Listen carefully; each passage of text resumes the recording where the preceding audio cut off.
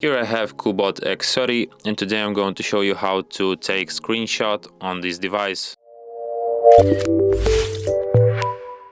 There's several methods to take screenshot on this device. Firstly, let's open screen which we want to take screenshot of. Let's capture the screen, the settings list.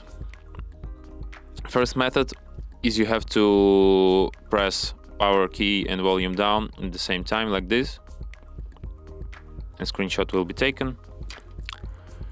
Let me show you one more time. Power key, volume down.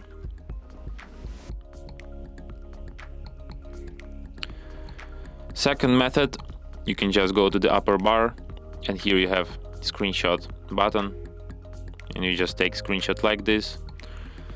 And another method, you just hold down power key, this window appears and you just tap screenshot here and you can take screenshot like this.